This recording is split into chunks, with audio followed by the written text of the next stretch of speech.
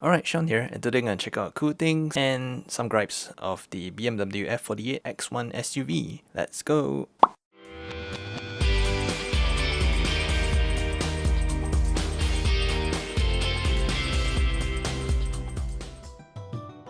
There's a fair bit of standard equipment which comes with your BMW X1, particularly in the Singaporean version. BMW LED headlamps come standard.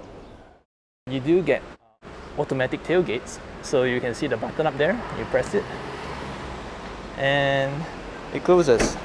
Likewise, you can use the kick to open. Yep. And similarly, you can do kick to close as well. So it makes that noise to tell you that the boot is coming down, and that's it. Alright, in case if you need to remind yourself that you are driving an X1, this is actually a floodlight illuminated from the door sill here, right in the front of the passenger area. So as you can see right here, the lights actually come right under the door mirror. So this is attached, actually moves to the door over here. So as you can see, and likewise, you get another light over here, which illuminates the area in front when you were to disembark. It allows you to see what you're stepping on if you're parked in a dark area. So another interesting thing is a hidden 12-volt outlet. So in addition to the traditional 12-volt outlet you can get down here in the center console where the gear shift knob is, there is actually one more hidden 12-volt outlet right over here under the glove compartment. So you can see there's actually a slot here which you can actually plug a regular, say, USB charger, and it's actually pretty easy to put in. You just slot it in and you can actually run the cables down here at the side, and say you can run it to power some auxiliary devices, a phone or even a dash camera. Alright, so an indication of how high the X1 is, there is a BMW Z4 parked beside the car, and you can actually just barely see over the roof line of the Z4. Yeah, so we're just winding down the windows. You can see, oh my god, this is actually pretty high for a baby SUV. Go all the way down, all the way down.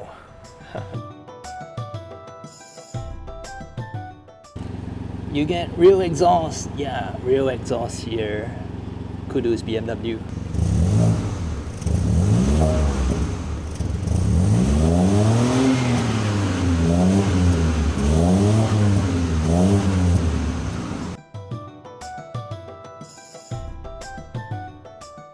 Interestingly, when you lock the door, the mirrors don't fold.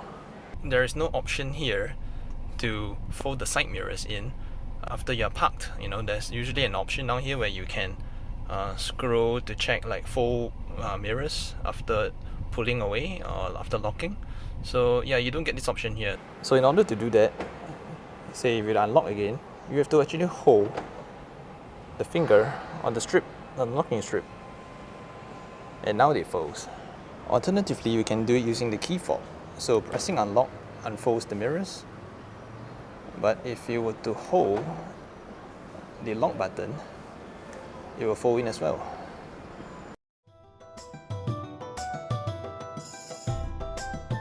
BMW's quirky style of the third seat belt is the one up there. So you actually have to pull it down and attach it to as a 3-point harness over here. It's not really the best there, but it does get like a strap, you know, dangling from the back, which kind of like interferes with your rear view. So unless you're really carrying 3 passengers all the time, usually you're fine with just leaving that up there. This base model doesn't actually allow you to fold the seats down from the back. So you can see, right, usually there will be some levers over here. Yep. Or buttons over here. So this is a 12-volt outlet over here.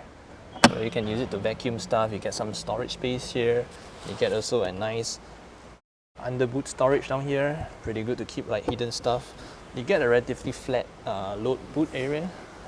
But yeah, the only way to fold down the seats to hold more stuff is actually to do it in the front. Yep, so no buttons here, no buttons up there. That's what you get in the base model. The trunk lid close button is actually pretty high, so shorter people will have a tough time closing it. You know this hatchback style cover? Usually you get retractable versions, but this base model you get like this simple plastic-like bits, which is actually pretty cheap for a premium SUV. Alright, so the car is running iDrive 6. It's not the latest version of iDrive, but it's still one of the best in its class. So this version you get a touchscreen as well as a dial here to rotate, so that you can actually have a better option to control. Frankly speaking, I like using the wheels better when I'm driving, because it gets pretty distracting whenever I need to put my hands up here when driving. So yeah, that's one thing about it. You do not get voice controls, like Hey BMW and stuff like that in this version of iDrive. You get that in the iDrive 7, the next up. This car is still sporting the old iDrive 6. So yeah, no Hey BMW voice controls here. Alright, if you like this video, do give it a thumbs up, subscribe for more, and I'll see you in the next video. Ciao now.